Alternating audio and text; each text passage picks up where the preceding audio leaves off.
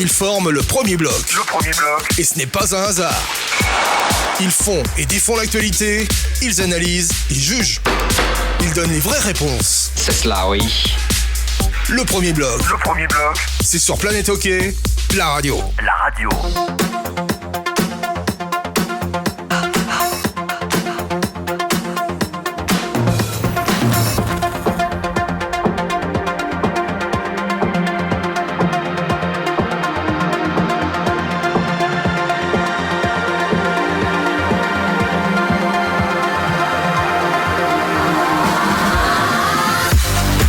Madame, monsieur, bonsoir, bienvenue. C'est le premier bloc. Vous l'entendez peut-être au son, version un peu particulière aujourd'hui. On est tous un peu disséminés partout en Europe, là. Donc, du coup, on s'est dit qu'on allait faire ça par les moyens modernes qui nous sont proposés. On fera encore mieux la prochaine fois, vous verrez. C'est la petite surprise du numéro 100. On vous en dira pas plus aujourd'hui. Vous découvrirez vous-même la semaine prochaine. On dira ça comme ça pour le vrai premier bloc du mardi, même si on vous retrouvera également pendant les playoffs à une deuxième reprise, normalement le vendredi ou samedi. Enfin, on vous en dira un peu plus. Alors, bonsoir messieurs. Je dis bonsoir à Laurent Perroton, je dis bonsoir à Christian Ponty. J'espère que vous allez bien et j'espère que, tout comme moi, vous avez vibré ces derniers jours. Salut, bonsoir Laurent. Bonsoir Philippe. Bon, vous allez bien. Visiblement, vous êtes encore sous le choc de ce que vous avez vu hier, c'est-à-dire un mauvais match du côté de Laurent Perroton. Hein, on peut dire ça comme ça, c'était pas terrible quand même, hein, pauvre. Et puis une bonne purge. Ouais. Et puis Christian Ponty, lui, il est resté sous le charme de la qualification viennoise. Ben non, en fait, je suis sous le charme d'aucune qualification, mais c'est vrai que pour bien, c'était un beau moment. Samedi, et puis c'est vrai qu'il y avait un petit peu retour de manivelle avec ce qui s'est passé l'année d'avant. Par contre, c'est vrai, comme dit Laurent, on a vu des matchs un peu purges au sens où les équipes sont fatiguées, on sent. C'est des équipes qui ont eu des saisons compliquées, décimées par les blessés, et ça s'est ressenti quoi. On voit que c'est tous des équipes convalescentes. Peut-être, je dirais pas ça pour Ambry, mais en tout cas pour Genève et pour Bienne, c'était le cas. D'ailleurs, moi je vais vous signaler un chiffre numéro 3. Pour toi, ça vous fait penser à quoi? Numéro 3. Jean Gagnon. Non. 3, c'est le nombre d'équipes qui sont déjà au camping des Flots Bleus en train de siroter de la sangria. Bah voilà. Bon, finalement. Les Flots Bleus, c'est un petit clin d'œil à Laurent qui avait fait un voyage d'équipe là-bas. Alors moi je vous parle de numéro 3 parce que comme d'habitude on va commencer aujourd'hui par mettre en avant un joueur qui porte un numéro particulier. Aujourd'hui, c'est l'émission numéro Wayne Gretzky, pas très compliqué, donc numéro 99. Donnez-moi le nom d'un deuxième joueur qui a porté ou qui porte le numéro 99. J'en ai pas trouvé. C'est interdit. Alors, moi, je vais vous dire un truc. Le seul gars que j'ai vu porter le numéro 9, c'était un footballeur. Et c'était le gardien de l'équipe du Portugal. Je me souviens plus de son nom. Il avait le 99. Exactement. Et j'ai au Brésil aussi, j'ai vu ça, moi. Ouais, c'est ça. Au Brésil aussi. Mais je pense dans le hockey, c'est solide. C'est très faux, ouais. Dans les ligues amateurs, dans les ligues corpo et tout, des fois t'en retrouves, mais dans les ligues pro, jamais, quoi. Ouais. Il y en a peut-être qu'un seul aujourd'hui parce qu'il n'a pas l'air de vouloir respecter certaines choses qui pourraient éventuellement dans son état d'esprit porter le 99, c'est un certain Matt Rempe, mais je vous en parlerai tout à l'heure puisque ça sera... Arrêtez, il a mon numéro, ça me rend malade. C'est vrai. Bon, on en parlera tout à l'heure. Alors, on y va, on va enchaîner, donc on aura nos rubriques habituelles. Aujourd'hui, on va tout de suite enchaîner avec le casque d'or et je vous laisse cette fois-ci. Moi, je Laurent. juste d'abord, j'avoue juste une dernière chose. Vous savez pourquoi il avait le 99, Gretzky? Alors, si vous me dites Jagger, c'était par rapport à mes 68, puisqu'il avait le 68. Gretzky, je ne sais pas. Je sais pas. Ben, en fait, son idole avait le 9 et il a joué avec lui dans la même ligue. Et du coup, il a dû prendre le numéro 9. C'était une des grandes stars. Je vous dirai ça à la fin parce que j'ai oublié le truc. Mais en fait, il a joué dans la ligue internationale, la ligue qui était censée concurrencer la NHL. Il a fait une saison là-bas. Et en fait, il s'est retrouvé dans la même équipe que lui. Et en fait, il voulait le 9 et il était déjà pris. Et du coup, il a eu le 99. Et contrairement à ce qu'on disait à l'époque, c'est pas parce qu'il avait signé aux Oilers jusqu'en 1999. C'est pas vrai. Voilà. C'est juste pour l'anecdote. Et du coup, ça a fait un numéro mythique. Bon. Votre numéro mythique, Laurent Perroton, c'est lequel? Le vôtre? Moi, c'est le numéro avec lequel je joue actuellement. C'est le 73. Donc celui de Rempe. Exactement. C'est Bon, pour ça est-ce que que ça veut dire c'est qu'on pour ça. commence, on peut commencer par le casse de plomb pour une fois? Allez, Ah alors bah moi je vous le allez-y, donne, c'est le mien. allez-y. J'ai pas été chercher Ouais, très oui. loin, mais Non. quel crétin ce Mark Trump. Non, mais il faut dire les choses comme elles sont, quoi. Je veux dire, d'accord, il y a des règles non écrites, mais il y a des choses qu'on peut faire et qu'on ne peut pas faire, et je crois que ça touche aussi particulièrement Christian Ponty, hein, qui nous a parlé du code il y a pas très Mhm. longtemps, et le fait d'avoir mis encore une fois KO Jonas Siegenthaler avec un coup horrible, encore une fois à la tête, un bon coup de coude à la tête. Alors d'accord, c'est Siegenthaler, c'est un Suisse, ça nous touche particulièrement. Mais Siegenthaler, c'est pas la seule victime. C'est la quatrième fois que Rempe se fait réprimander entre guillemets, parce que si je dis réprimander, c'est qu'il est toujours sur la glace et qu'il joue toujours, et qu'aujourd'hui on attend qu'il y ait enfin réaction officielle, parce que c'est pas les 2-3 matchs de suspension qui vont changer quelque chose. Le problème, c'est comme il n'a encore jamais été entre guillemets condamné jusqu'à présent, Suspendu. suspendu, eh bien, sa punition, qui pourrait être de 10 matchs selon le règlement, sera sans doute moindre. Eh bien, justement, il faudrait peut-être lui donner justement ces fameux 10 matchs minimum pour lui faire comprendre que ce sont des choses qui ne se font pas. Je ne sais pas quel est votre avis. Bah, tiens, Christian Ponty, puisque ça vous touche aussi particulièrement. Ouais, alors bah moi je vais aller dans le même esprit que toi, Philippe. Moi j'ai mis mon casse de plomb à Peter Laviolette, c'est-à-dire l'entraîneur de Rempe, de Kempe, Les New York pardon, parce que Rangers. voilà exactement. Pourquoi? Parce que finalement Kempe c'est un gamin de 21 ans qui rêve juste de jouer à NHL, qui fait 2,03 m et qui a pas un talent exceptionnel. Donc finalement c'est quoi ses atouts? Ben c'est en guillemets la baston. Et moi ce qui me dérange profondément, c'est par rapport à l'entraîneur, c'est que c'est un manque de respect pour l'être humain, au sens autant de Kempe d'ailleurs que pour les joueurs qu'il a mis enfin qu'il a à moitié abattu. Kempe, c'est un gars qui a 5 minutes de temps de jeu en moyenne, et sur les 10 derniers matchs, il s'est battu 4 fois. Donc pourquoi vous croyez que l'entraîneur il l'envoie sur la glace pour se battre? Ensuite, ce que je trouve aussi pas normal, c'est que finalement, qui se battent, ok, je veux bien. Le problème de Kempes, c'est que c'est un gars qui fait 2,03 m, qui arrive lancé dans les bondes comme un fou. Et en fait, finalement, qui c'est qui tient la télécommande? Bah, c'est son entraîneur. Et moi, ce qui me dérange profondément, c'est que finalement, ce gars-là, il est manipulé parce que il a quoi dans la vie? Il veut être hockeyeur. Et, il sait très bien qu'il n'aura pas une place dans les 3 premiers blocs. Donc, ça veut dire qu'en jouant 5 minutes par match et en se battant à chaque fois, pourquoi on l'envoie? C'est pour se bagarrer. Et moi, ce qui m'a profondément dérangé, c'est qu'à la fin du match, donc il faut savoir que c'était contre New Jersey, mais qu'il avait déjà fait un attentat au dernier match déjà contre New Jersey. Et puis il avait baissé justement un des joueurs du New Jersey. Et finalement, à la fin du match, ils ont demandé à Peter Laviolette ce qu'il pensait de la charge.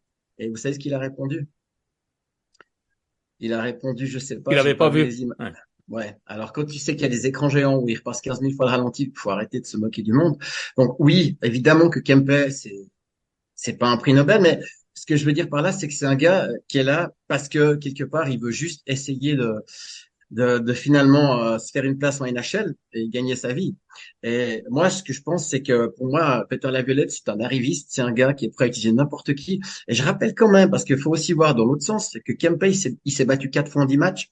Et la troisième bagarre qu'il a fait, il avait encore un coquard monstrueux. Il avait rien à faire sur la glace et il s'est rebattu dessus. Quand on sait que, par exemple, les boxeurs, ils mettent 3 mois pour récupérer dans le combat de boxe, et là, les gars, ils se battent tous les 3 jours et ils continuent d'aller sur la glace. Donc, qu'est-ce qu'on attend? On attend un grave accident.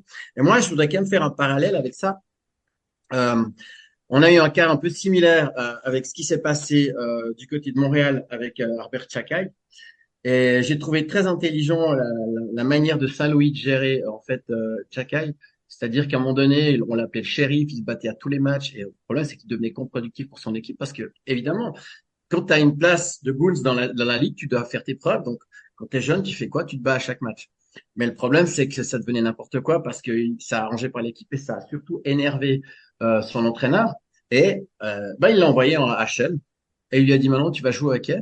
Il est revenu, il s'est calmé, c'est un bon défenseur. Alors, je dis pas que Kempe va devenir un bon joueur, mais ce que je dis, c'est qu'en tout cas, encore une fois, conflit de génération entre Laviolette et Martin Saint-Louis. D'un côté, Saint-Louis, il l'a envoyé se calmer.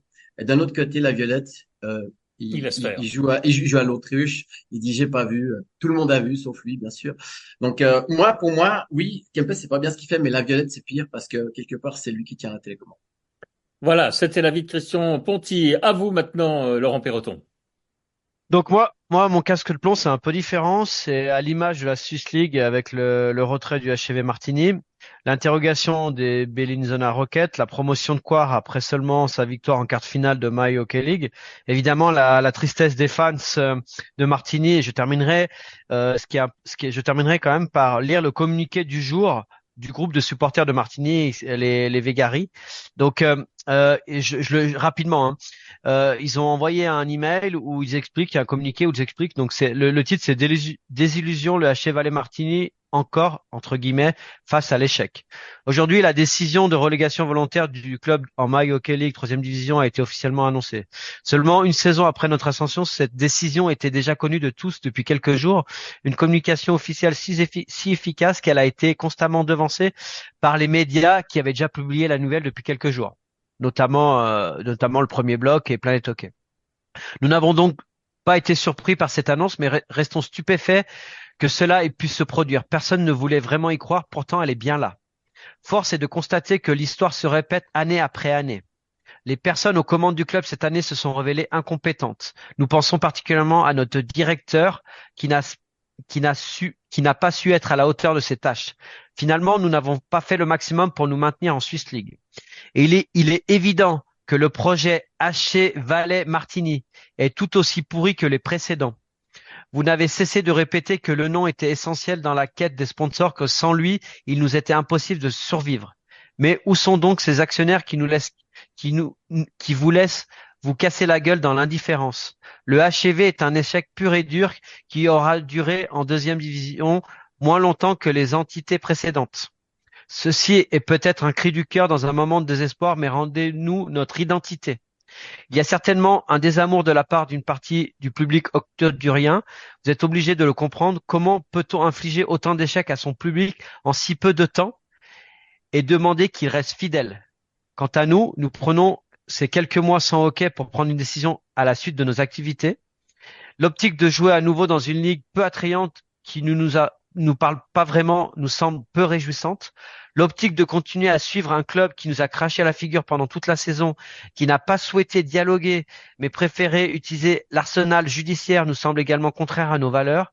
Ce club qui a finalement fait un grand bras d'honneur à son public en se retirant de la ligue, qu'il a mis 5 ans à conquérir, nous dégoûte. Dans l'état actuel des choses, pourquoi continuer? Dans l'espoir de voir apparaître de préférence de manière officielle des nouvelles plus positives, nous souhaitons au club une bonne descente, aux amateurs de octodurien un bon rétablissement et à notre cher dictateur général de bonnes vacances. Nous souhaitons également une bonne suite aux joueurs qui subissent les conséquences de cette décision, en particulier à ceux qui ont été affectés 2 fois en moins de 10 ans. Veragri Martini, pardon. Voilà le communiqué.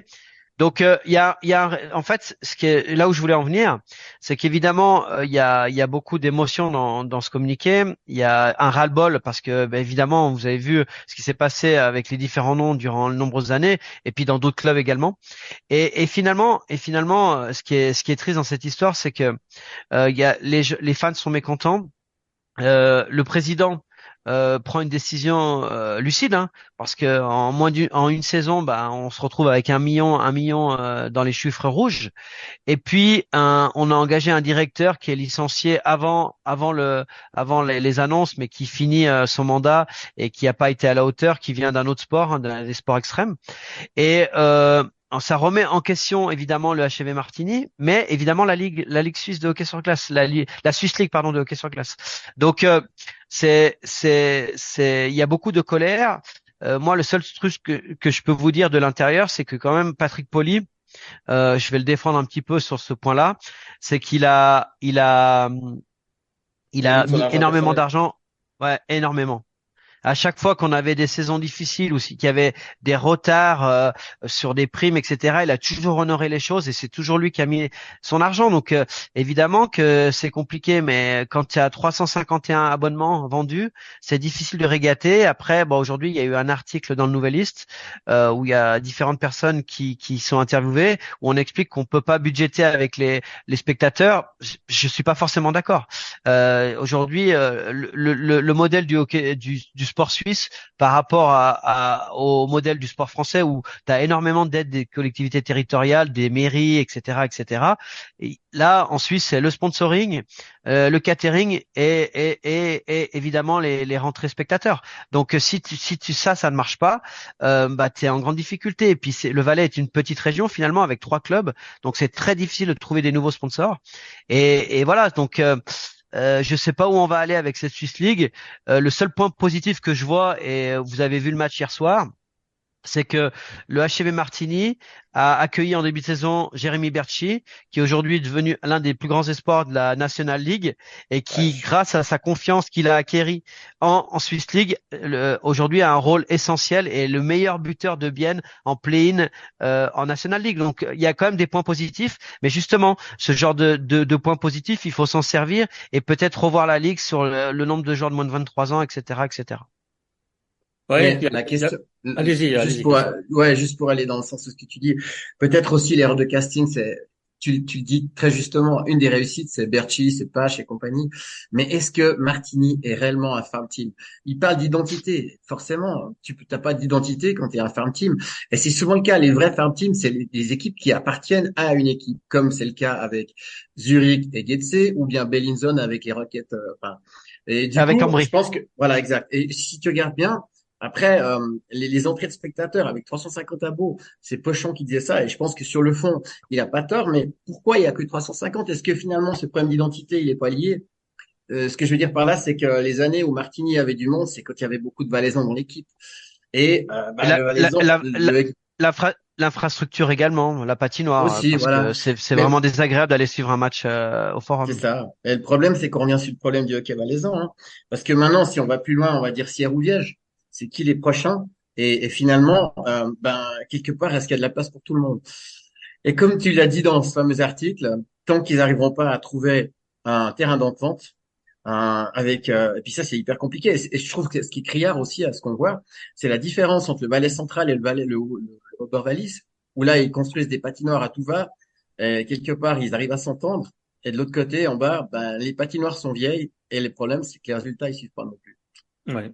C'est vrai qu'il y a encore une nouvelle patinoire là. Enfin, sa seconde aura sa Ça se patinoire gronde. Ouais. ouverte, hein. Donc ça veut dire que Sastal, qui est en première ligue, pourrait à terme également envisager de jouer un petit peu plus haut. Et là, ça va commencer sérieusement à se bousculer. Il y a trop d'équipes en Valais finalement pour le marché potentiel. Et faut que les Valaisans, je pense, arrêtent de cet esprit de clocher qui est en train de plomber complètement le hockey cantonal, parce qu'il y a de quoi faire une très très grosse, voire même deux très belles équipes en Valais. Mais pour ça, il faut savoir se parler. Et visiblement, ça ne marche pas vraiment. C'est un peu comme dans Et le d'ailleurs, football. C'est comme dans le foot dans le canton de Fribourg, hein, c'est la même chose. Donc voilà, tant qu'on se ouais, parle ouais, pas et bien tant qu'on sûr. n'arrive pas à s'entendre, eh bien, ça ne marchera jamais. Et le Voilà. Ben, paradoxe, c'est qu'il y a énormément de joueurs valaisans qui jouent en National League. Et, enfin, je veux dire, il y a et le il y aurait une belle potentiel équipe. existant. Il y aurait une Ouais, très c'est belle ça, équipe. Il y aurait une très belle exactement. équipe.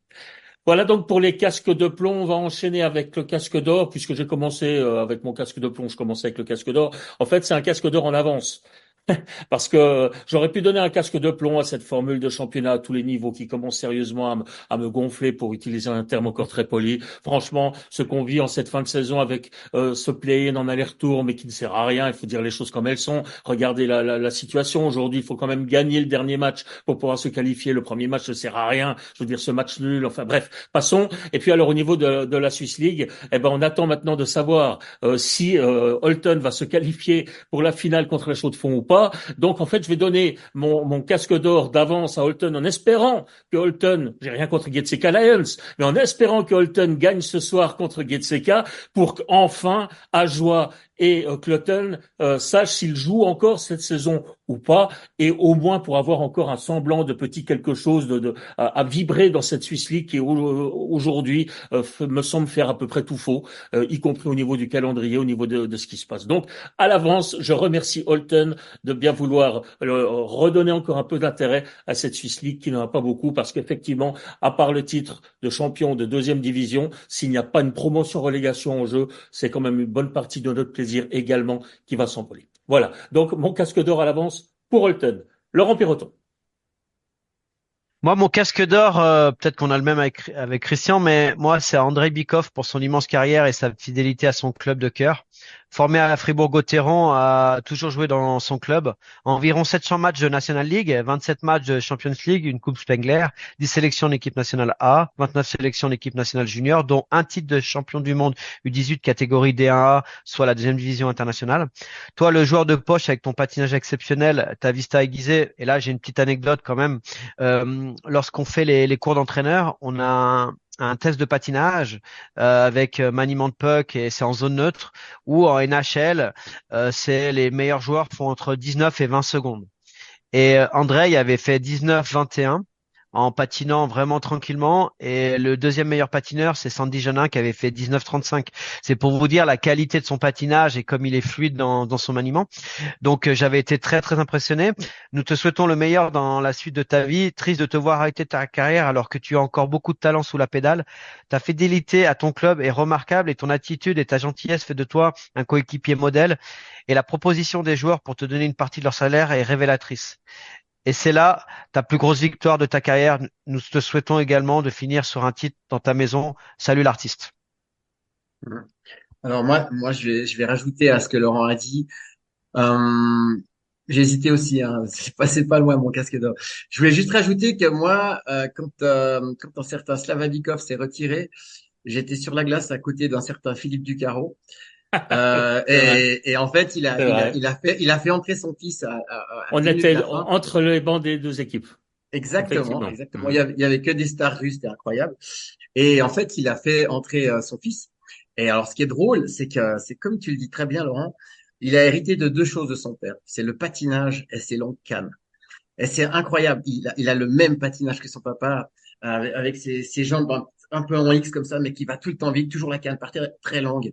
Et en fait, c'est vrai que c'est pas les mêmes joueurs, mais par contre, sur la glace, ils se ressemblent beaucoup. Et puis, c'est marrant parce que déjà à l'époque, petit, il ressemblait à son père sur la glace. Donc, ouais, bel hommage. Et le paradoxe de tout ce que tu viens de dire, c'est que franchement, il fait une belle saison. C'est vraiment paradoxal. Et j'ai envie de dire, autant l'année passée, au niveau de ses résultats, on aurait pu dire stop. Et cette année, il est vraiment bien. Et voilà. Mais à ma foi, c'est la loi du sport, et ils le savent très bien. Mais en tout cas, quel exemple de clubiste. Il préfère arrêter que de jouer pour un autre club. Ouais. Voilà, ben, en tout cas, c'est vrai que ce qu'il a dit à la fin, là, finalement, terminé en dragon, c'est cool.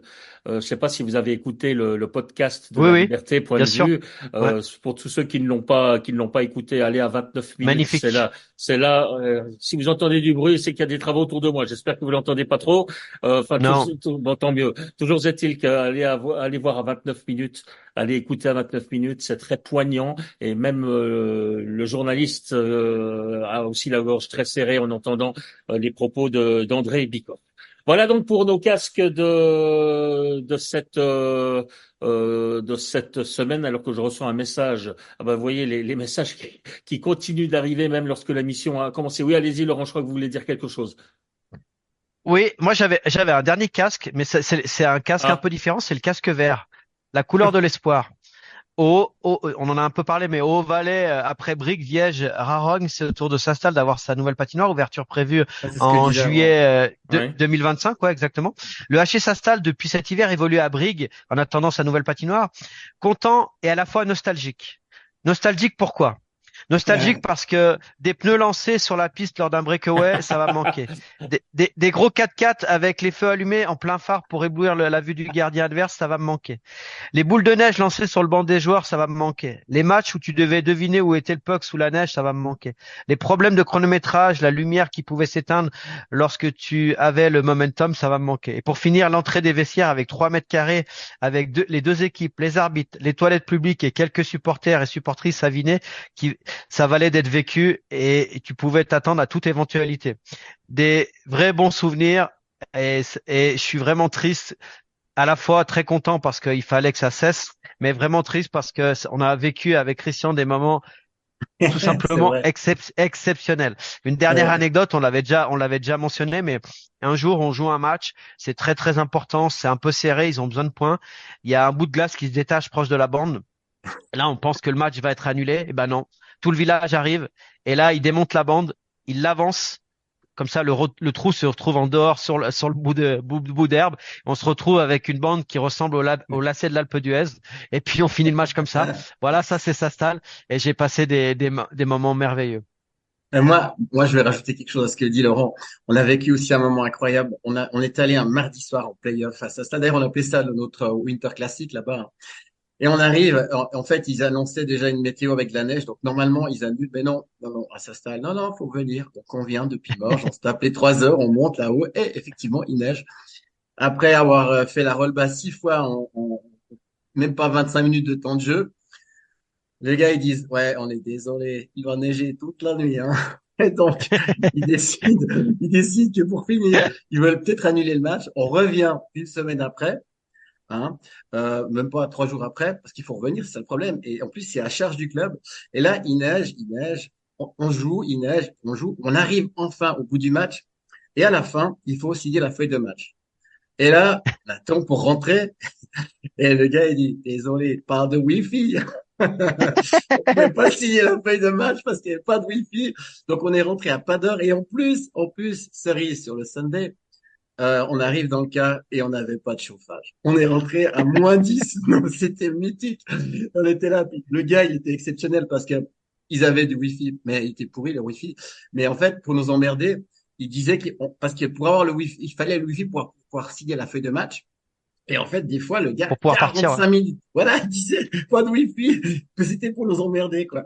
Et en fait, c'était toujours incroyable, les matchs, là, ouais. Et puis d'ailleurs, il y avait la maman comment elle s'appelle, la gardienne, Anton Sophie Matten, Antamatten. Sophie, ouais, tu te rappelles? Et alors, elle était exceptionnelle, elle était dans le vestiaire visiteur et à côté du vestiaire d'arbitre, c'était l'un à côté de l'autre. Et elle était là pour qu'on n'ait pas discuté avec les arbitres parce qu'ils avaient peur qu'on parle.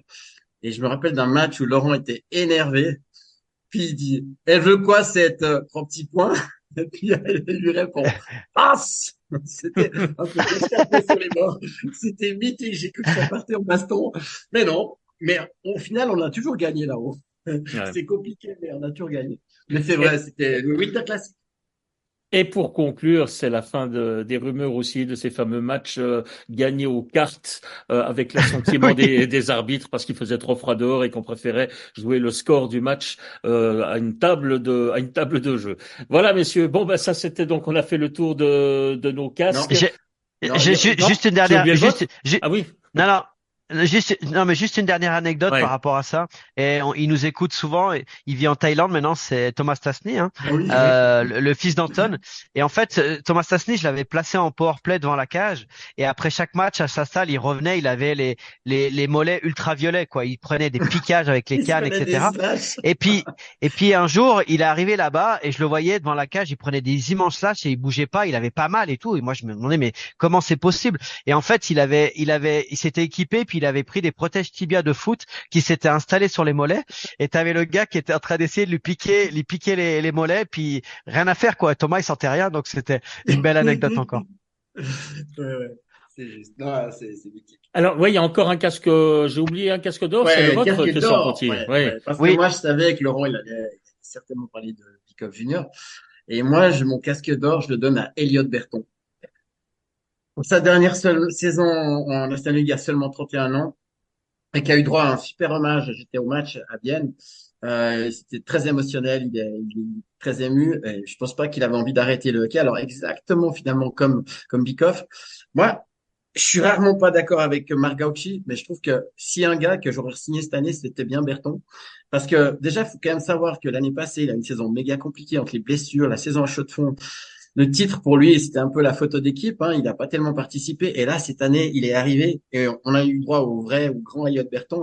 C'est un des principaux artisans quand même de la victoire en Champions League. Et puis, avec la 4e ligue, je pense que un gars comme Cavaleris, s'il a performé, c'est aussi grâce à lui. Il a un peu joué le rôle de grand frère. Et moi, je l'ai trouvé franchement très bon.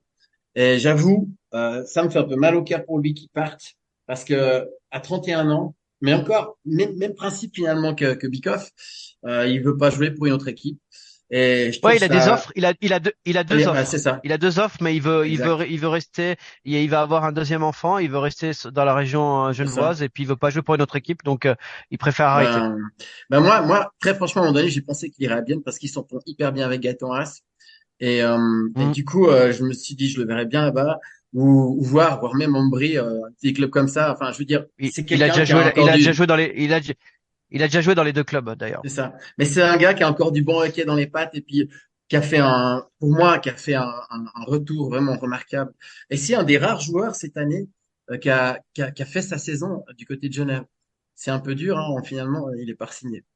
Bien, voilà, messieurs, on pourrait vous écouter des heures hein, avec toutes ces anecdotes, mais le temps passe vite. Malheureusement, on va devoir passer immédiatement à nos questions d'auditeurs. Il y en a eu un petit peu moins Ah, cette semaine, mais juste, ouais, allez-y. juste avant, j'ai trouvé l'idole de Wayne Gretzky, c'était Gordie Howe, qui avait le Ah, numéro Exactement. 9 et il a joué avec. Et Gordie Howe avait presque 50 ans déjà.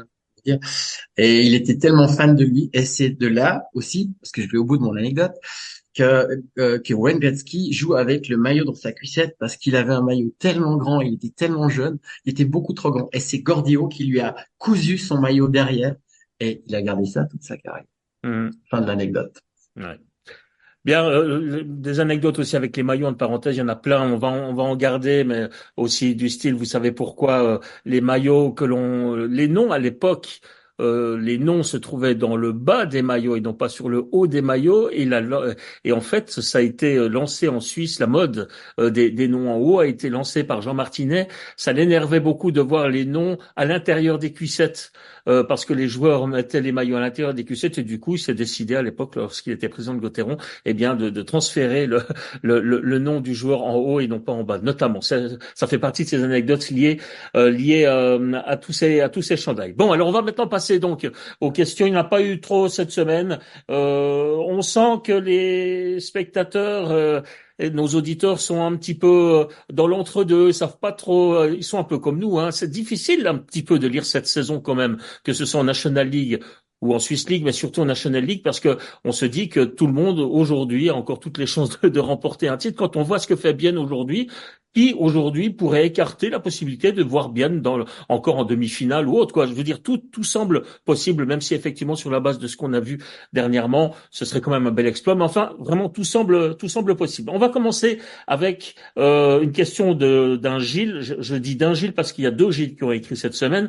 D'un Gilles, le premier il est de Genève, qui aimerait simplement vous entendre sur la problématique des gardiens, parce qu'il a été choqué de voir que c'était bel et bien Robert Mayer qui défendait la cage avec un Gauthier Desclous comme remplaçant, Gauthier Desclous qui avait parfaitement joué à mon sens le match précédent et retrouvé Olkinuora qui en parenthèse a été élu meilleur gardien de la Champions Hockey League cette semaine et qui s'est retrouvé dans les gradins. Alors la problématique des gardiens à Genève, comment la vivez-vous, comment la sentez-vous, messieurs? On commence avec Laurent Perroton. Bah, la première chose déjà, c'est que le coaching staff a vécu au rythme des blessures. C'est-à-dire que pendant un moment, dans la hiérarchie, Olkinuora était le numéro 1, Maillard numéro 2, Desclous numéro 3. Suite aux grosses performances et au CV d'Olkinuora en Ligue des Champions, ça a duré un certain temps. Après, il a baissé ses performances. Au moment où Robert Mayer aurait pu remontrer ses qualités de la précédente saison en play-off, il s'est blessé, donc Desclous s'est retrouvé numéro 2. Et finalement, Olkinuora s'est blessé. On a mis Desclous numéro 1 sur le match 1 et on a mis Mayer sur le match 2. Pour moi, les deux gardiens ont fait un excellent match. On a vu du très bon Robert Mayer sur le deuxième match comme la précédente saison et Desclous, après le nombre de semaines sans jouer, il a fait un très bon match aussi. Donc la problématique, moi, je la vois plus loin, c'est-à-dire qu'évidemment cette saison, on va tirer les leçons de cette saison au niveau du coaching staff, mais par contre, finalement, on revient à la case départ. On revient à la case départ avec Olkinuora qui s'en va. Et puis, on a ce duo de gardiens qui était là il y a 2 ans, qui a pas performé comme l'aurait souhaité le coaching staff cette année. Et on repart avec ces deux gardiens qui sont sous contrat, avec des contrats assez longue durée. Donc voilà, c'est difficile. Est-ce que d'un coup la pression sera beaucoup plus grande l'année prochaine avec cette saison un petit peu qui a fini en queue de poisson pour Genève? Est-ce qu'on va pas de nouveau aller chercher un gardien étranger et se retrouver encore avec la valse des gardiens? Ça, c'est une éventualité. Mais en tout cas, je crois que Yann Cadieux n'aurait pas voulu gérer ça de cette manière. C'est les blessures et les performances de faible niveau par moment qui ont fait qu'on a dû aller chercher un gardien étranger et fait des choix des fois un peu particuliers. Ouais, c'est ça. En fait, Christian Ponty, le dossier des gardiens de Genève Servette n'a pas avancé d'un centimètre cette saison. Moi, je dirais oui et non. faut pas oublier une chose, c'est que c'est un peu l'histoire du chat qui se mord la queue, parce que Olkinouara, avant de venir à Genève, il a très peu joué. Et il s'est retrouvé à jouer beaucoup, et comme par enchantement, il s'est blessé. Et du coup, finalement, les blessures, comme dit très bien Laurent, elles ont un peu régulé finalement la présence des gardiens devant les goals à Genève. Mais après, si on réfléchit bien, faut pas oublier une chose. Par rapport, par exemple, à Robert Mayer, Robert Mayer, avant de jouer contre Lugano, il était backup et deuxième gardien. Et en fait, il a été exceptionnel pendant les playoffs. Donc, quelque part, à la place de Cadieux, tu fais quoi? Tu te dis, est-ce qu'on risque quelque chose? Et c'est vrai, il a livré la marchandise, à bien, on peut pas lui en vouloir. Mais moi, ce que je pense, c'est que la méforme de début de saison, puis il faut quand même pas oublier qu'il y a quand même aussi un problème, c'est que c'est quand même assez récurrent. Des clous, ils se blessent régulièrement. Donc quelque part, ça aussi, le fait d'avoir des blessures, la méforme de Mayer, ça fait qu'ils ont dû aller chercher Okinawa. Mais moi, je pense qu'ils repartent sur le move de début de saison où ils partent avec deux gardiens suisses. Pour le hockey suisse, entre nous, c'est très bien. Et puis, ça veut aussi dire qu'ils vont mettre l'accent sur des attaquants ou des défenseurs. Mais après, il faut pas oublier une chose. Genève est devenu champion suisse avec un duo de gardiens suisses. Voilà. Ben, un grand meilleur. Exact, exact. Exactement. Mais faut pas oublier que Mayer, c'est quand même une énigme parce que avant l'année passée, Mayer, il était aux oubliettes, il était à Langnau, il était à Davos. Il jouait à Langnau avec l'équipement de Davos. C'était juste pour dire à quel point on n'en voulait plus. Il finit à Genève où il s'est toujours plus ou moins bien senti, mais il était un peu fantasque avec ses fameuses sorties.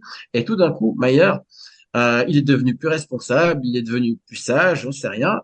Et il a sorti la saison de sa vie. Qui l'aurait deviné? Alors, qu'est-ce qu'on fait à la place des dirigeants quand tu as un duo comme ça qui marche? Logiquement, ils partent avec.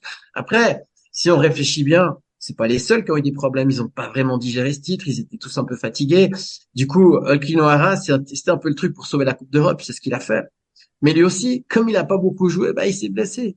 Donc, le chat qui se mord la queue, finalement. Avoir des joueurs, c'est une chose, mais quel joueur est en méforme? Regardez ce qui se passe avec Raphaël à Lausanne. On a dit, Raphaël, quel Raphaël? Mais le Raphaël de maintenant, tout le monde le veut.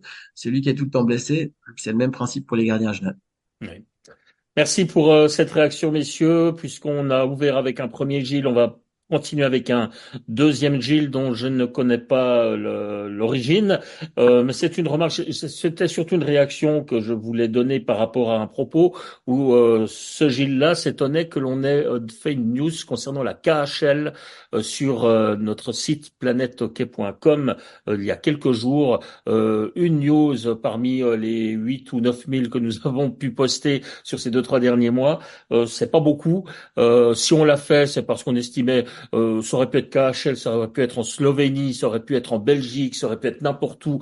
On aurait aussi parlé de cette news-là. C'était, je l'ai même plus vraiment en mémoire, mais enfin, c'était même pas un choix par rapport à la KHL. Cela dit, ça permet d'élargir encore une fois ce fameux débat où de temps en temps, on a une petite remarque en disant, mais pourquoi parlez-vous de la Russie? Nous, on essaye quand même de faire un peu la part des choses entre ce qui se passe au niveau sur le terrain en Ukraine et puis quand même des hockeyeurs qui, pour la plupart, finalement, n'ont rien à voir avec cette guerre et essayent quand même de continuer leur championnat. Mais il est vrai que depuis qu'il y a le début du conflit en Ukraine, nous avons, pour prendre un petit peu aussi le chemin de la plupart des médias au niveau mondial, nous ne donnons plus, notamment par exemple, les résultats de la KHL. On attend que ça se calme un peu. On attend que tout le monde revienne à la raison pour reparler vraiment de sport au niveau du hockey russe. Mais je ne pense pas quand même qu'on peut nous reprocher une fois tous les tremblements de terre de donner une petite news de la KHL. Voilà. Je voulais simplement réagir par Philippe, rapport à ça. moi, je voudrais dire quelque chose là-dessus. Ouais. Ça s'appelle Planète Hockey. Voilà. Ouais, c'est ça. Et On parle de hockey ici.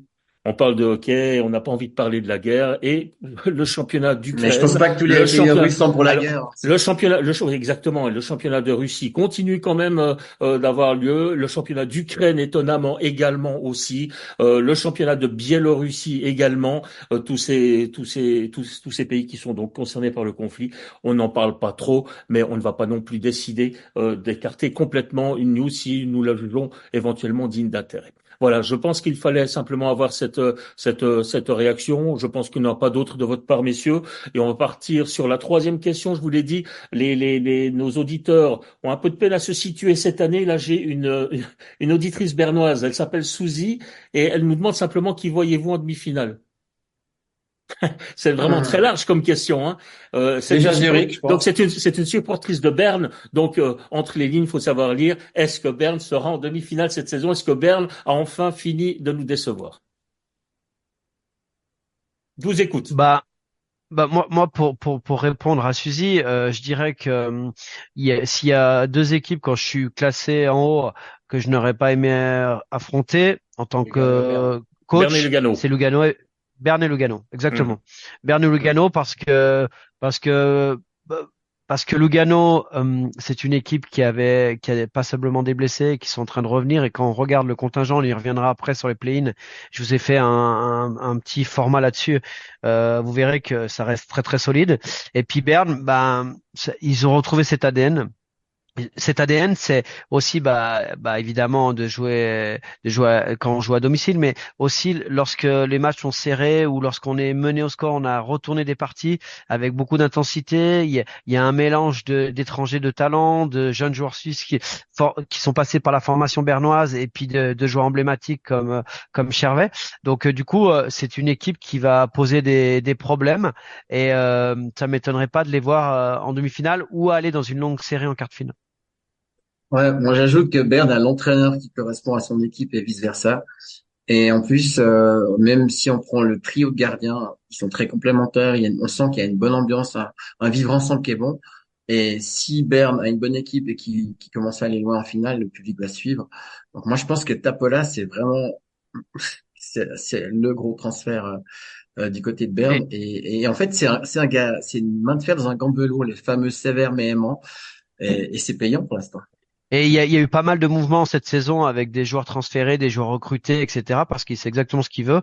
Et le facteur X, un peu, c'est le retour de Colton Siviour qui va amener aussi un peu plus de profondeur et un profil complètement différent des autres. Ce qui fait que ça reste dans tous les secteurs de jeu, c'est très très intéressant aussi bien au niveau physique, aussi bien au niveau tactique où ils sont très au point, mais après au niveau des individualités, on arrive à avoir des profils différents et puis l'ADN du CP Berne. Donc ça amène vraiment une équipe compétitive.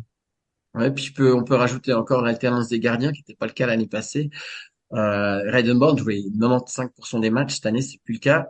Et moi, je pense qu'en backup, ils sont bien, Berne. Donc, moi, cette équipe, elle a ce qu'il faut pour faire un bout en playoff. Moi, j'y crois. Bah voilà de quoi Et rassurer Suzy en tout cas. Oui. juste, juste une petite précision, sauf erreur, hein, mais pour répondre à Christian, mais je crois que Redneborn, il est arrivé cette année. Mais je pense que tu devais parler, t'as divisé la saison en Non, deux parce que sur le début de saison. Sur le début de saison, il a été blessé, il a très peu joué, puis après, il a un petit peu alterné, mais je crois qu'il est arrivé l'année précédente, cette année, Redneborn. cette année, L'année ouais, tout dernière, à fait. Ouais, l'année dernière, c'était Vutriche et Manzato.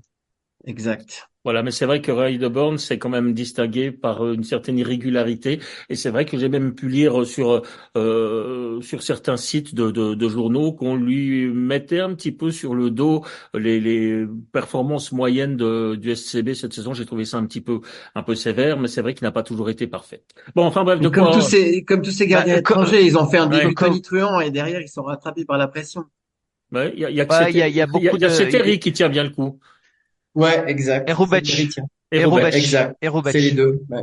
Bah, si regardez Bah, ce qui se passe à Cloton, c'est la même chose. Enfin, c'est pas facile hein, de continuer à rester sur. Et regardez Ambry qui c'est qui joue en ce moment. mhm. Oui, c'est vrai que ce qui s'est passé avec la titularisation de Kohns et puis Jovonen qu'on n'utilise pas, c'est vrai que ça a été une décision forte quand même de la part de Lucas Herrera.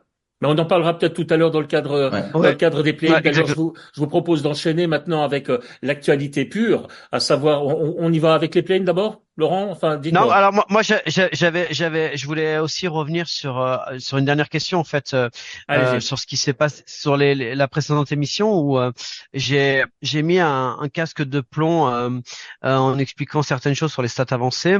Et évidemment, j'ai été interpellé par Thibaut Châtel. Hein. On va quand même le présenter. Thibaut Châtel, c'est quelqu'un qui travaille justement pour faire évoluer les stats avancées.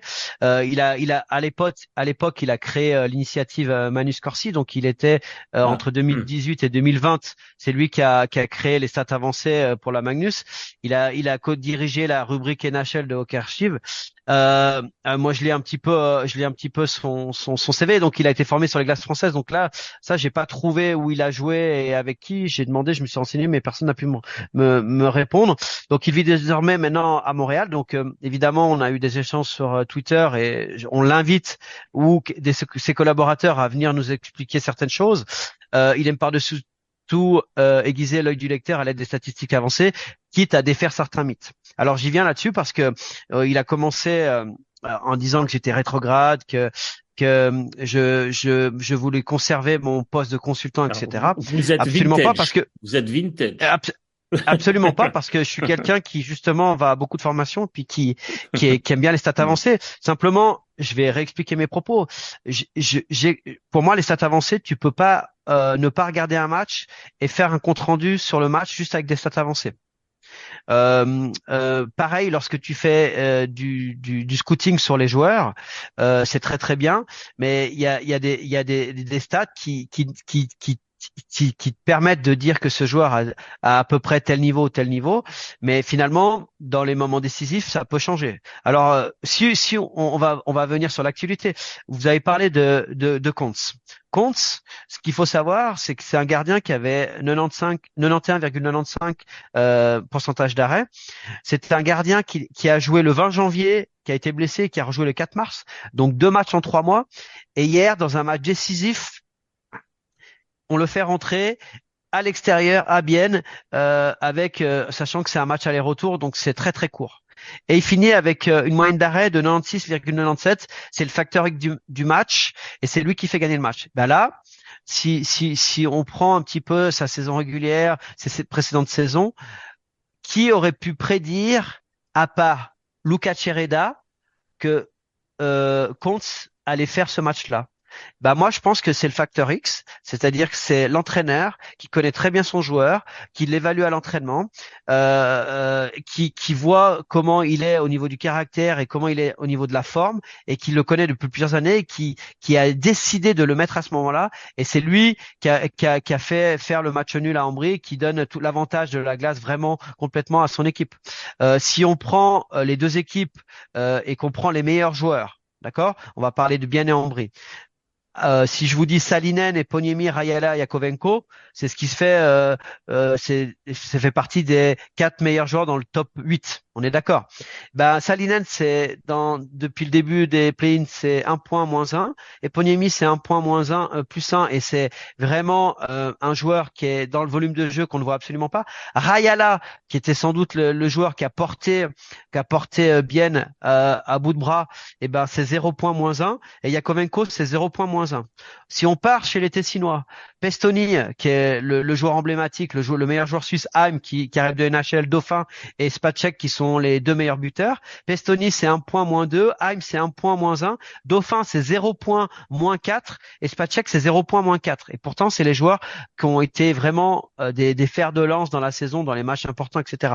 Donc, là où je voulais en venir, c'est que évidemment il y avait des petites attaques sur les stats avancées, mais pas sur les gens qui font les stats avancées, parce que ces gens-là, finalement ils sont commerciaux, ils vendent un produit, et c'est normal qu'ils le défendent. Et moi j'ai aucun problème avec ça. Et puis ça m'aide dans mon corps de métier qui est entraîneur, et ça m'aide dans mon corps de métier qui est consultant.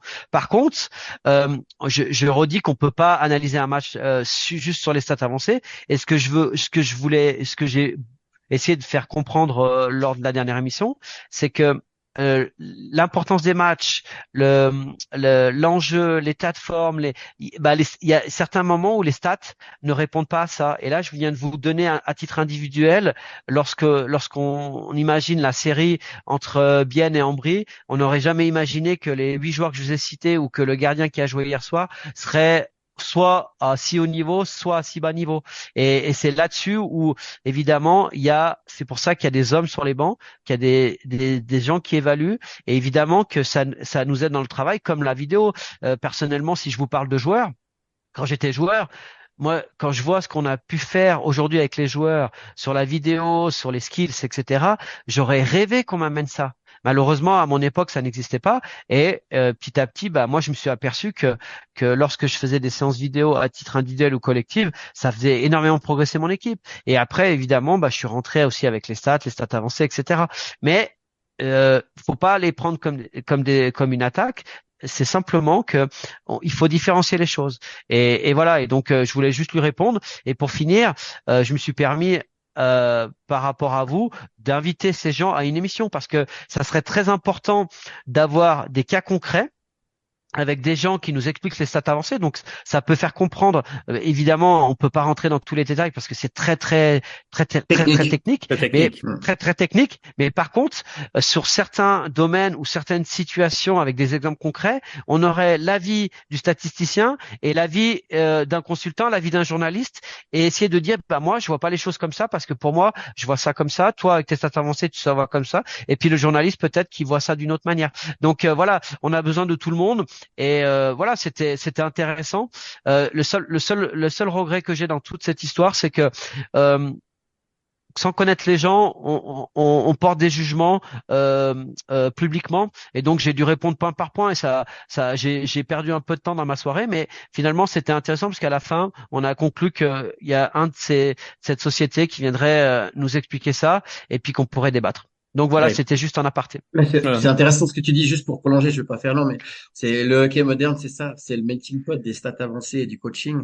Et pour revenir à ce que tu disais, Laurent, il y a un très bon exemple qui était hyper parlant. C'était un Claude Lemieux qui, en 80 matchs, faisait à peu près 20 points. Et quand il est arrivé en playoff, il a faisait aussi 20 et il a gagné la Stanley plusieurs fois. Voilà. Mm. Donc, sur la base de 80 matchs, il vaut 0,25 points. Et en playoff, en réalité, il vaut 0,5, mais il faut marquer le goal. Et c'est pas les stats avancées qui vont te l'expliquer. Et ça, c'est au coach de le sentir, de le mettre au bon moment, etc. Et c'est pour ça que faut pas aller contre le progrès, faut aller avec, mais faut pas non plus. C'est dans les deux sens. Hein. On a droit à ça en NHL. Il y a les anciens qui, même certains entraîneurs de NHL ne veulent pas entendre parler de stats avancées. Alors, je vous parle pas, même pas de sur les podcasts où il y a Bergeron, alors eux, ils hurlent. Et en même temps, faut aussi faire avec parce que les stats avancées, ça te donne des tendances. Et parfois, les tendances, elles peuvent t'aider. Ça, c'est C'est vrai. exactement ça. Et c'est tout à fait mon opinion de journaliste également. Pour moi, la statistique avancée, elle me donne une orientation, mais en aucun cas, je ne me forgerai une opinion définitive sur la C'est pas base la de Bible. statistiques avancées. C'est pas une bible, effectivement, mais ça donne souvent une orientation tout de même très intéressante. Laurent? Ouais, non, non, juste pour finir, personnellement, en tant qu'entraîneur, hein, avant et après, c'est très bien. Pendant, il y a trop de choses. Je me rappelle que j'avais même à Martigny des webcams, 16 webcams, et puis j'avais un petit bouton sur ma veste où je pouvais cliquer. Et ça revenait 30 secondes en arrière la situation, et puis ça venait sur mon iPad que je pouvais montrer aux joueurs. Et finalement, à la fin, je me suis rendu compte que je ne regardais plus le match et que j'étais là avec mon bouton à attendre la situation, etc. Et je vivais plus l'instant, et puis j'étais moins proche et moins dans le coaching et moins proche de mes joueurs avec des petits mots très importants dans des moments donnés. Donc il faut faire attention à cela. Et comme les skills, hein. Une dernière aparté, mais je vous dis souvent, les joueurs suisses, ils sont merveilleux, hein. Techniquement, Élégant. c'est la perfection, c'est la perfection. Mais dès que tu joues contre une équipe, contre des Allemands qui te frappent et puis qu'il y a un peu de pression, bah tu perds les matchs. Alors il faut avoir un peu de tout pour pouvoir faire un joueur complet et ou un coaching staff complet. Et puis j'arrive à comprendre que ces gens-là étaient fâchés parce que Mm. c'est leur gagne-pain, et il y a pas de souci avec ça. Mais moi il y avait pas des attaques personnelles, il y avait simplement un constat. Voilà. Non. Voilà. Moi, Moi, j'ai une dernière chose à dire. Vraiment, rapidement, c'est parce que le temps passe, ouais. hein. Tu parles, non, mais c'est très intéressant parce que finalement, on a parlé d'un cas, en l'occurrence, c'est Poniemi, qui est pas dedans. Et en fait, moi, j'étais au match à Bienne et j'ai vu, vraiment, autant c'est un joueur qui peut être incroyable. Eh ben, il était pas dedans. Sur ses stats avancées, il est à 13% d'engagement. Alors, un gars qui a 13% d'engagement, c'est clair qu'il est pas dans son match. Et ça, c'est une stat avancée qui peut être parlant. Voilà, Mhm. c'est ce que je voulais Ouais. dire. Et C'est dedans. je voudrais faire un petit coucou à Thibaut Châtel parce que il y a quand même une anecdote incroyable, c'est que lorsque ce gars-là m'a écrit sur Twitter, bah je le connaissais comme ça vite fait par deux trois tweets, mais il a le même nom que mon entraîneur. Donc je me faisais brasser par un homonyme de mon entraîneur. Donc on le salue et puis on espère qu'il viendra nous expliquer certaines choses et me faire changer d'avis sur tous les points. Ouais, puis moi, ce que je retiens pour conclure, c'est que l'époque où vous aviez vos 16 caméras pour les matchs de l'AC Martini, c'était quand même l'époque où Martini gagnait avec vous à la bande. Hum. Laurent Perroton. Voilà, c'est dit. Bah Et- sauf le cinquième match. Sauf le voilà. cinquième match, So- effectivement. Mais s'il vient, notre ami, ça nous fera encore un Français sur ce Ouais, podcast. ouais. C'est vrai qu'il va Mais, falloir comme, mais ça, on va ça va commencer nous à faire, filtrer, hein. On va filtrer. ça va nous faire cher, ça va vous faire cher, Monsieur Ducaro, hein, parce qu'il habite à Montréal, hein, va Ouais, falloir payer les billets justement. d'avion. Eh ben, on salue Montréal puisqu'on sait qu'il y a également pas mal de Canadiens qui nous écoutent et qui suivent le site Planète Hockey. Voilà. Alors, messieurs, maintenant, on va quand même parler de ce qui nous fait vibrer. On va commencer. Allez, juste un mot quand même sur la Swiss League, peut-être pour commencer, si vous êtes d'accord, puisque on est dans le vif du sujet, puisque ce soir, nous avons donc Holton qui accueille les Getseka Lions avec pour enjeu non seulement une qualification pour la finale, mais également deux équipes qui attendent avec impatience de savoir si elles doivent continuer de s'entraîner ou pas. Ouais, Alors, non, mais on en alors est où? là, Ah, elle s'entraîne, hein. Bien sûr qu'elles franchement, s'entraînent. on n'est pas contre, on n'est pas contre Getse, mais voilà, on aimerait qu'il y ait du suspense en bas, en haut, au milieu, et puis on espère que Holten atteigne la finale. Voilà, voilà, et c'est rien contre Getseka parce qu'en plus il y a beaucoup de jeunes et c'est une équipe qui chaque année progresse et en étant partenaire team à chaque fois arriver à avoir des résultats comme ça, c'est tout simplement exceptionnel. Mais voilà, on aimerait vraiment qu'Holten arrive à se qualifier pour la finale. Mais ce serait presque Et miraculeux. Ce serait presque miraculeux parce qu'à un moment, Holton était quand même très mal cette saison et était très très loin de ses objectifs. Hein. Très loin. ouais, mais ils ont fait un Oui, c'est départ vrai. canon. À un moment donné, ils avaient 12 points d'avance sur Chaux-de-Fonds, hein. On oublie ça. La machine s'est grippée, mais le potentiel est là. Mais faut pas non plus sous-estimer. Moi, j'avais dit 4-3 dans la série contre Getse. Et juste pour dire, j'en parlais avec Laurent avant, off. Et troisième bloc de défense, Ustinkov. Les gars, Hum. il a déjà fait une saison. C'est pas des pives, hein. C'est attention. Et là, la pression, ils ont pas. C'est juste pour dire qu'il faut pas sous-estimer. Déjà, le fait qu'ils jouent l'esprit libre, parce qu'ils ont zéro pression, mais en plus, bah, c'est une pépinière de talent. C'est très bien. Donc, voilà, je pense qu'il y a tout ce qu'il faut pour que ça soit, je pense en tout cas que ça se termine, si possible, à Halton avec une patinoire pleine et qu'après, il y ait une vraie finale avec un enjeu. Bien, on va remonter dans la hiérarchie. On parle play-in maintenant. Avec on a vécu cette semaine d'élimination du champion de Suisse en titre, Genève. C'est clair qu'on ne s'y attendait pas, quand même, malgré une saison Alors, compliquée. on s'y Ah, attendait pas, mais ouais, je vous sens oui, un oui, peu, je Non, vous sens un moi, petit je peu. on s'y ne m'attendais pas. Non, on s'y attendait pas d'être éliminé aussitôt, mais par contre, lorsque on a souvent dit dans cette émission que la régularité allait t'amener à avoir une place dans le top 6 ou au moins dans le top 8. Et là, c'est ça, ils ont vraiment mal commencé le championnat. Et là, quand ils ont mal commencé le championnat, c'était pas un problème de talent, c'était un problème mental où t'étais ouais bah on a le temps, ça va aller. Puis après tu cours après les points. Puis la Champions League avec 13 matchs en plus, t'as mis un peu dans le rouge avec ce titre, à gérer les émotions, etc. Après, c'est la fin d'une génération. En fait, ce que je disais à Christian, c'est que pour moi, peut-être cette élimination prématurée va permettre aussi de recréer un groupe, d'avoir aussi la délicatesse de se séparer de certains étrangers qui sont aussi en bout de course avec des carrières phénoménales. Mais c'est beaucoup plus facile que si tu fais une demi-finale ou une finale. Donc, du coup, on a senti aussi des joueurs un peu vieillissants, des étrangers qui n'ont pas performé. Là, juste pour vous donner, il y a Maninen qui est sorti un peu du lot. Lennström sur les deux derniers matchs a été très bon. On a parlé des problématiques de gardien, mais pour moi, c'est l'absence de régularité, les étrangers qui étaient en fin de cycle, les goalies, on en a parlé, et puis les défenseurs suisses. Hein. Les défenseurs suisses, la qualité des défenseurs suisses de la précédente saison et la qualité cette année, ça a été du blanc au noir. Hein. Ça a été vraiment par moments une catastrophe. Et puis finalement, l'absence Et de pourtant, il y leaders avait comme Timberlake. Rod. Ouais, non, mais pour l'absence de Rod et de Richards a été vraiment préjudiciable dans les moments décisifs. Et lorsqu'on regarde la défensive, bah Tom Harness n'a pas été remplacé. Lennström a été blessé toute la saison, mais finalement, sur ce que j'ai vu sur les derniers matchs, je pense qu'il peut être très très utile à son équipe. Puis après, bah le coup, le Carrère, Jacques Metz, ça a été très bien en Ligue des Champions, c'était difficile par moment. Bernie, pas au niveau il est encore jeune, mais je pense qu'on l'attendait un poil supérieur. Et puis devant, il y a des gars qui ont pas performé comme l'année dernière. Miranda qui finit top scorer des play-in, mais qui, pendant la saison a été en dessous. Il y a beaucoup de joueurs qui ont été en dessous et finalement, on arrive à cette élimination. Mais voilà, c'est la fin d'une ère. On est quand même champion suisse et champion d'Europe en quelques mois. Voilà, c'est pas dramatique non plus. Simplement pour les suiveurs, c'est embêtant de perdre une équipe romande aussi rapidement. Juste un mot quand même sur Tim Berni, parce que c'est vrai que quand on a annoncé son arrivée en Suisse, ça a été le joueur qu'il fallait. Nous on le voyait aussi à Fribourg, on l'a vu à Genève, etc., etc. Mais finalement, si on remonte de quelques années, Tim Berni, quand il est parti en Amérique du Nord, c'était rien, c'était personne. Et en Amérique du Nord, il a eu de la peine à s'imposer. Est-ce que finalement, on n'en a pas trop attendu? Est-ce qu'on n'en a pas trop fait une montagne trop vite? Mais Nous-mêmes aussi, attention, avec notre propre responsabilité aussi. mais attention au rôle qu'on lui donnait. Parce que le problème, c'est que, OK, il était borderline septième défenseur, huitième défenseur en NHL. Et un septième, huitième défenseur en NHL, tu ne viens pas dans le top 4 facilement, hein, tu changes de rôle. Regardez ce qui s'est passé avec Mirko Müller, c'était exactement la même chose. Déjà, il y a une période d'adaptation, il est jeune. Je pense il est parti très fort quand il est arrivé, il était vraiment bon, mais il a calé au bout d'un moment. Après, je pense qu'il a calé aussi un peu comme toute l'équipe. Faut pas oublier que moi, j'ai l'impression que Genève, ils ont jamais totalement digéré cette fête, ce titre.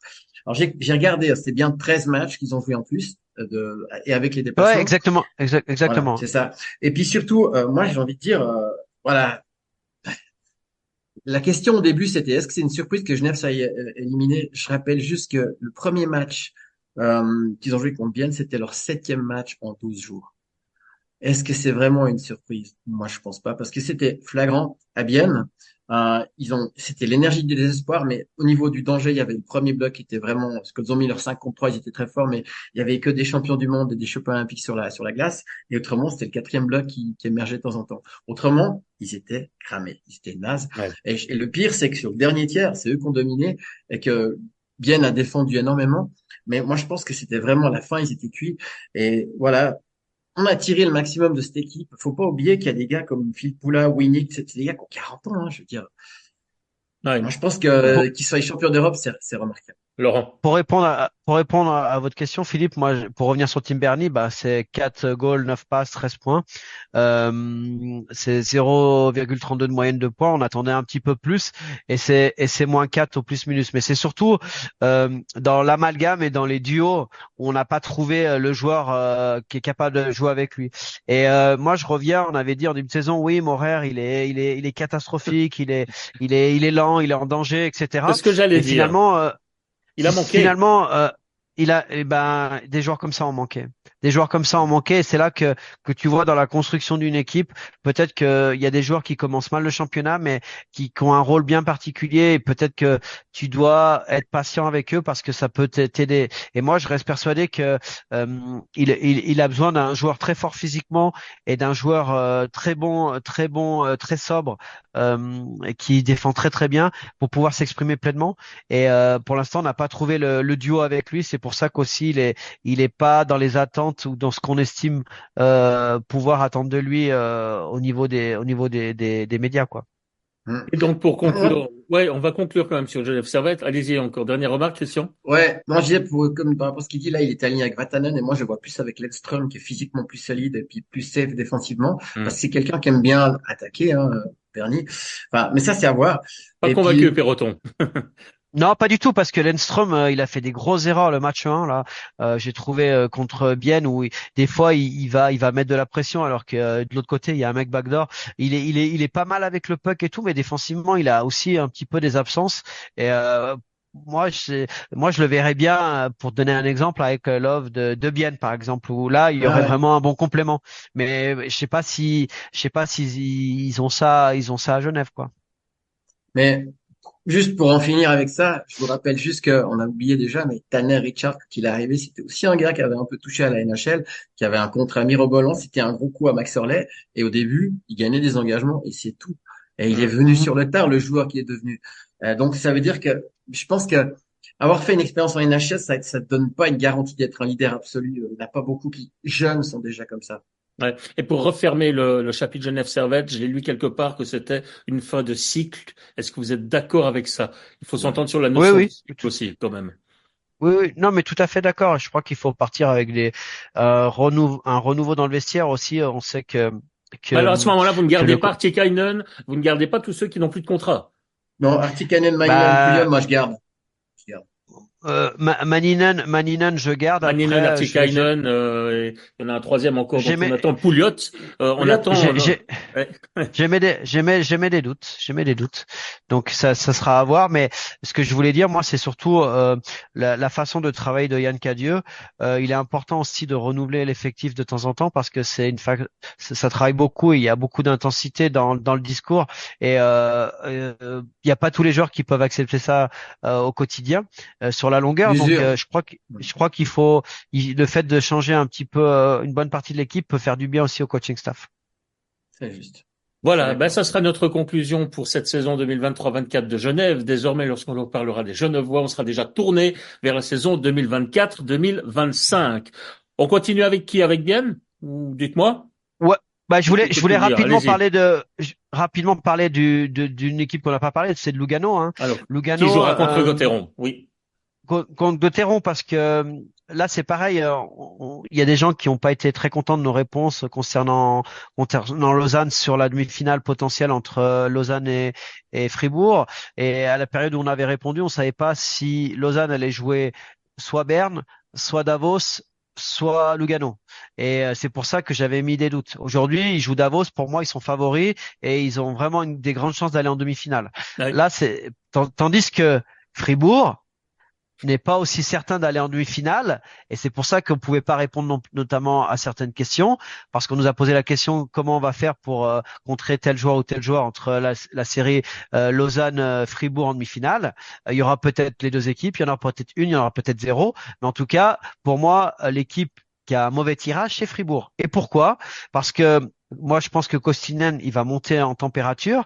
Et après, quand vous regardez la ligne défensive, c'est Mirko Müller avec Kalle Anderson, premier bloc. Après, c'est Matt Tennyson qui vient d'arriver, qui a des grosses références et qui va se mettre rapidement dans la game. Il y a Guerra qui est blessé, qui va revenir au jeu. Il y a Wolf, Alatalo et Peltonen. Donc, vous avez un top 7 de très haut niveau. Et devant, vous avez Arthur Koff, Joly, qui est sans doute l'une des meilleures lignes des championnats avec Wallmark et Sorensen. Vous avez Marco Müller qui est revenu au jeu avec Rotsalainen et Cormier, un jeune. Verboen, Et qui est Arcobello, déjà en Platini. forme. Exactement. Et Canonica, Peltonen, Zanetti, qui est une ligne d'énergie qui travaille fort et qui a beaucoup d'intensité. Donc cette équipe-là, bien coachée depuis 2 ans, attention, ça va pas être très très simple pour Fribourg. Et Ouais. tu peux rajouter le public de Lugano en playoff qui est juste terrible. Rappelez-vous ce qui s'était passé avec Tanner et ça va être chaud, hein, vraiment. Donc ça aussi, moi je disais, j'ai comparé, j'ai dit entre le public diabolique de Lugano versus le public un peu angélique de Fribourg qui est vraiment bon enfant. C'est tout con, mais c'est très hostile et austère des fois en playoff. Et moi je pense que la différence c'est que un peu comme l'année passée. Quasiment à 3 joueurs, hein, ils ont fait douter Genève. Et c'est comme une machine de playoff. Et si on regarde bien, moi, l'exemple extrême, c'est Turkov. Il n'a pas faibli du début à la fin et il a fait des playoffs remarquables l'année passée. On verra.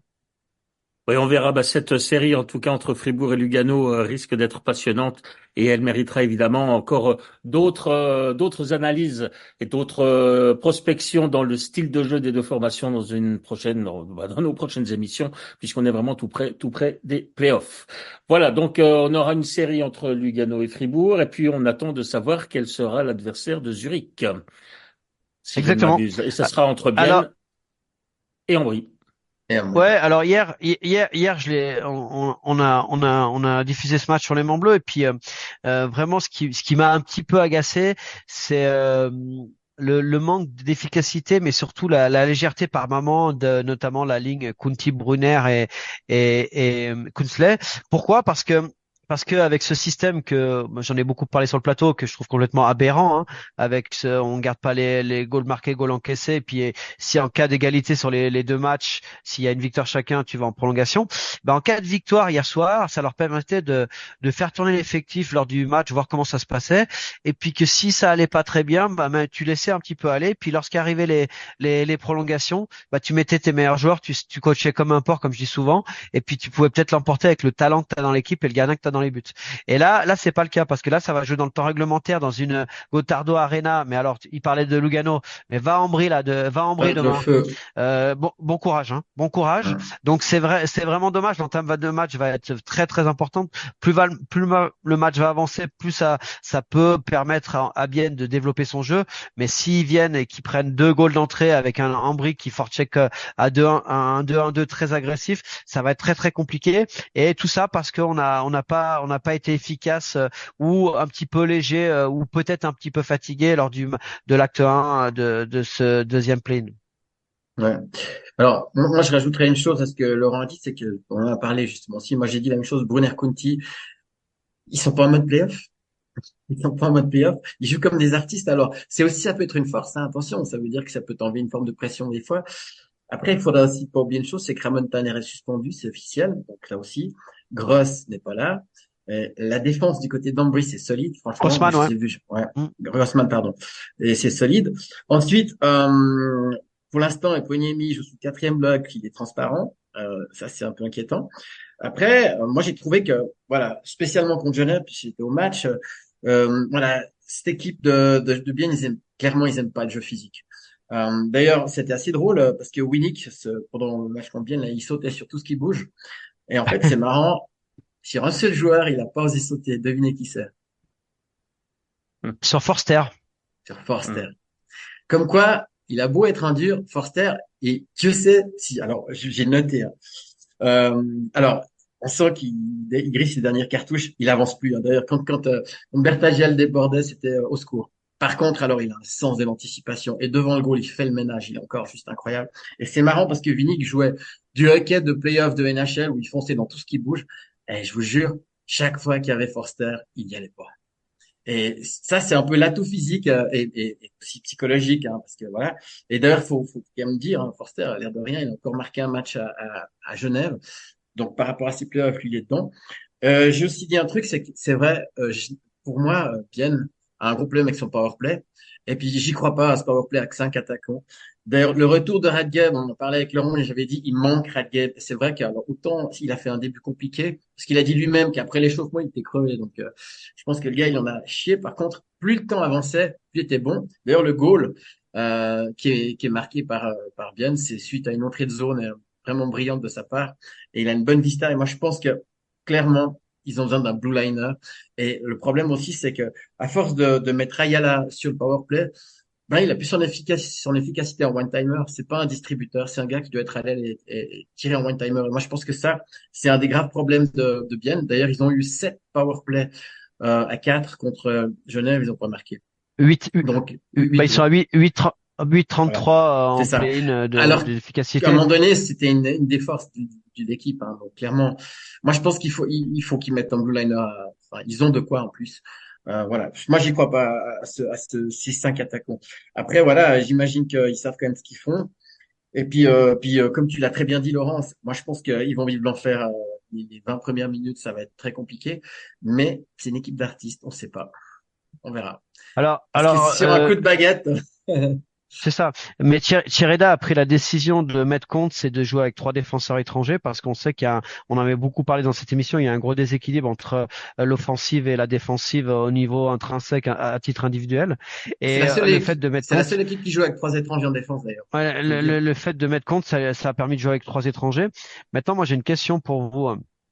Le match de Kuntz et l'interview d'après-match, est-ce que vous pensez que Kuntz va rejouer ou pas?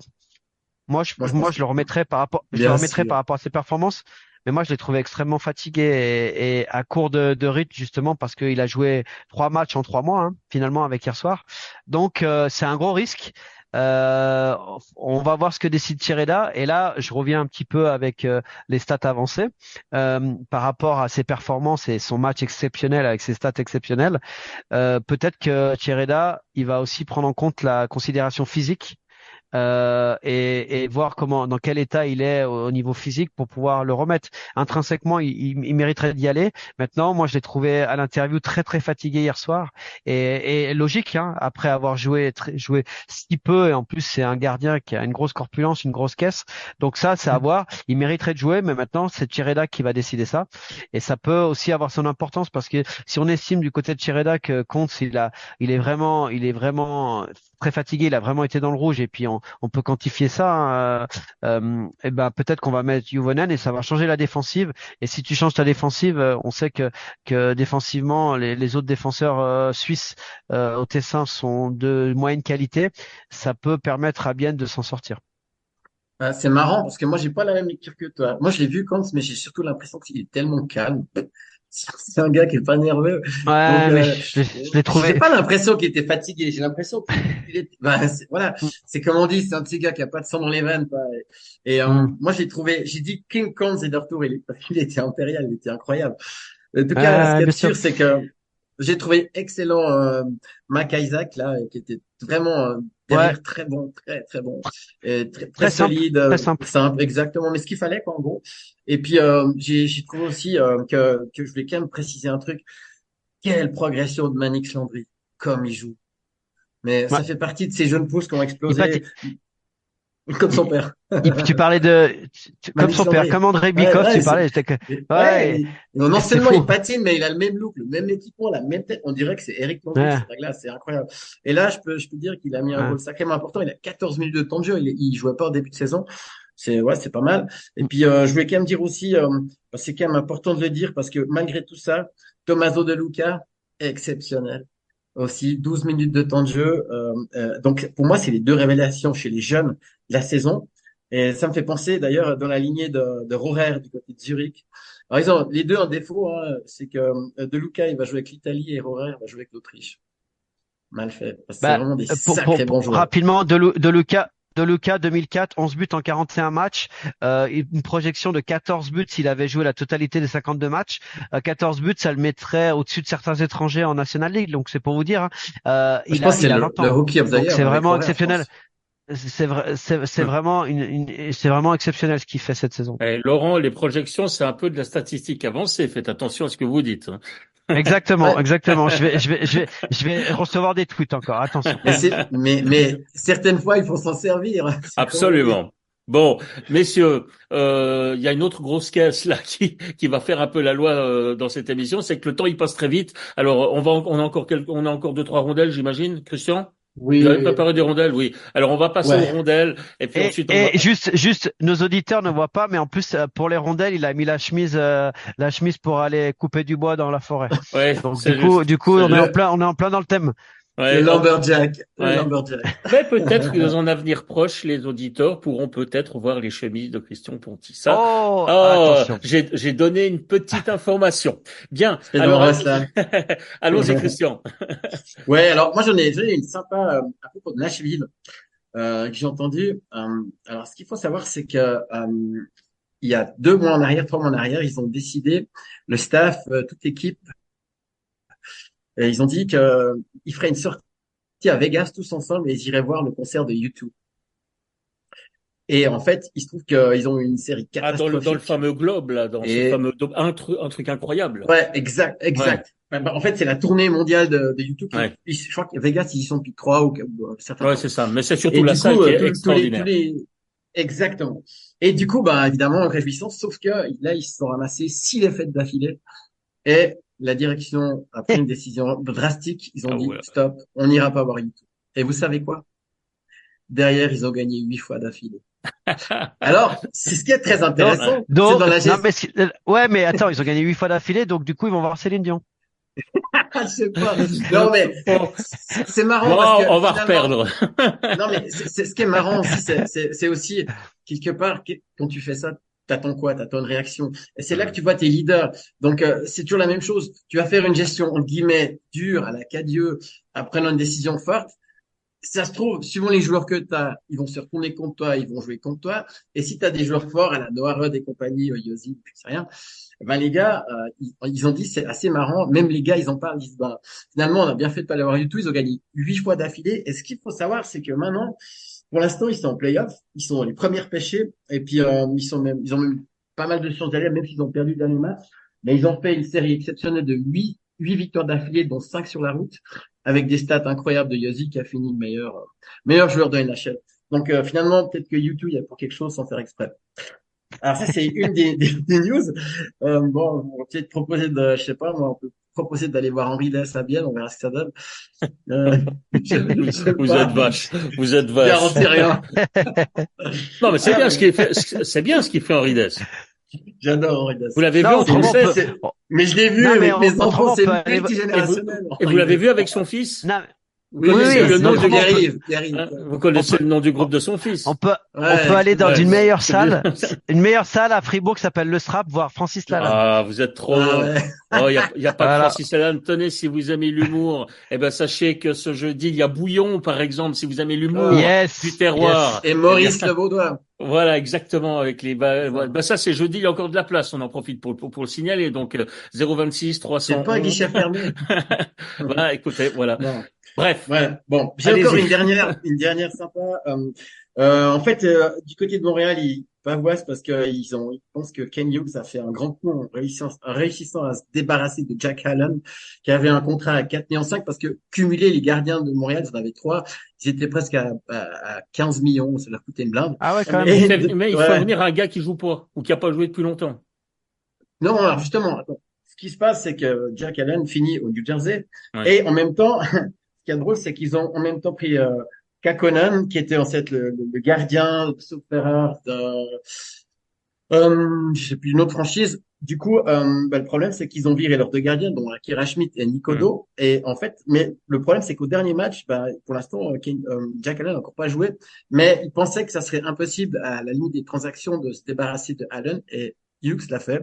Donc, il pense que c'est un bon coup. Maintenant, est-ce que réellement, avec Jack Allen et Kokkonen, New Jersey va se qualifier? Pour l'instant, ils sont à 8 points de la première place qualificative. Ils ont perdu hier et ils ont perdu en plus Siegenthaler. Donc, tout ça pour dire que qu'on verra. Mais le problème des gardiens, c'est pas qu'en Suisse, et visiblement, des fois, on pavoise dans le truc, mais reste à savoir si ça va être payant ou pas. Et donc, pour aller juste par rapport à nos joueurs suisses, donc pour l'instant, les qualifiés pour les playoffs, c'est du côté de Los Angeles avec Fiala, de Winnipeg avec Niederreiter, Vancouver Southey, Nashville Josie. Des non qualifiés, pour l'instant, on aurait une chance de voir Kourachev, Moser et Ischier, Siegenthaler, Meyer, Schmidt éventuel. Maintenant, Siegenthaler, c'est pas sûr. Et puis, Schmidt, à voir, parce que pour l'instant, Ouais. je pense qu'ils jouent à HL et je suis même pas sûr qu'ils soient titulaires. Ouais, on craint une grosse commotion cérébrale là, pour Siegenthaler, ce qui signifierait la fin de sa saison également au niveau de Surtout que ça serait la l'IHF. deuxième Ouais, c'est ça, de la exactement. saison. Ouais. Ouais. Voilà, messieurs, on arrive gentiment au terme de cette émission. Encore une dernière précision. C'est bon, on en a fait assez pour aujourd'hui. Non, je vois qu'on me fait non de la tête, donc ok. Merci encore Qui une fois. sera le prochain à partir au Fleu Bleu? J'ai pas compris. Qui Il sera la le prochain prochaine à au Fleu partir Bleu? au camping au Fleu Bleu. Ah, ouais. Là, Allez, siroter une sangria. faut dire que la liaison internationale là, commence à baisser un tout petit peu. Je vous entends un petit peu moins bien. Donc voilà. La prochaine émission, eh bien, ce sera mardi prochain bloc où on recommencera avec le numéro 0. 1-0-0. Et il y a des Ouais, gardiens 1-0-0. qui ont porté le numéro 00. Et puis, en plus de ça, il y aura sans doute une petite surprise. On n'en dit pas plus, mais je vous ai donné un indice tout à l'heure. Alors, si vous pensez l'avoir compris, cet indice est ce qui vous attend pour ces prochaines semaines, vous pouvez toujours nous l'écrire. On verra, on réagira dans vos courriers. Pourquoi pas? Voilà, messieurs, n'oubliez pas, alors, pas besoin de le répéter, surtout en ce moment de la saison, que le hockey sur glace, c'est bien, mais le hockey sur place, c'est mieux. C'est mieux. Voilà, vive ce qui reste du hockey roman. On peut dire ça comme ça. Pour l'instant, ça va encore. Il y a pire. Ouais, non, il y a pire. Bien, Absolument. toujours. Et puis Et toujours Lausanne. et Lausanne et puis Ajoie Et qui Fribourg. va peut-être jouer, on ne sait pas encore. Hein. Exact. Voilà. Et il y a Et- Chaud de Fond. Et puis il y a la chaux de fond évidemment, mais là pour le moment j'étais au niveau On du juge arbitre. Voilà, exactement. Bah, il est temps que la Chaux-de-Fonds ait aussi sa patinoire, parce que c'est bien beau de jouer les premiers rôles, mais ne pas pouvoir monter. Là aussi, les supporters vont commencer à être déçus, un peu comme à Martigny. À Martigny, les promesses ne sont pas tenues. À la Chaux-de-Fonds, les promesses sont tenues, mais il n'y a pas de promotion à l'arrivée. C'est quand même aussi très frustrant. Il faut quand même Ça l'admettre. avance. Genre, un Ouais, projet à 65 millions, il y a quand ouais. même, c'est plus Mais, avancé qu'à Martigny. ouais, mais ils peuvent encore être champions 2 ou 3 fois ces 3 prochaines années. Ça les mettra pas en Liga pour autant, ça les mettra pas dans l'élite, parce que pour le moment, ils sont coincés au niveau de l'infrastructure. Voilà. Ça, c'est Peut-être, un mais peu eux, ils le... sont en Swiss League et ils ont un public. Ouais, Ça aide c'est quand vrai. même. C'est vrai. Bien, messieurs, merci encore une fois d'avoir participé à cette émission un peu plus compliquée au niveau technique. Moi, je pense que ça a été. Merci. Je vous souhaite une bonne semaine, de bons matchs. Laurent, au niveau Léman Bleu, pas de match ce mercredi. Pas cette fin de semaine, non. Pas de cette fin de semaine. Donc, D'accord. Bon, on vous samedi retrouvera. soir, Voilà. samedi soir, il y a un match. Mais moi, je serai absent parce que vous savez Les que j'ai les sélections, je sélections parie. là. Aïe, aïe, aïe.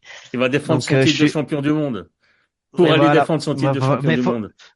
déjà, il faut que je sois prêt. C'est pas gagné Là, parce que c'était dans les 50, maintenant c'est dans les moins de 60. Vous avez passé du temps. Ah ah, bon. non, je suis toujours dans les moins de 50, mais sauf que j'ai un an de plus. Je suis en Rigole 51 pas, maintenant. Philippe. On a un champion du monde d'ailleurs. On sait pas ce qu'il fait mercredi soir, mais on l'invite à manger. Ouais.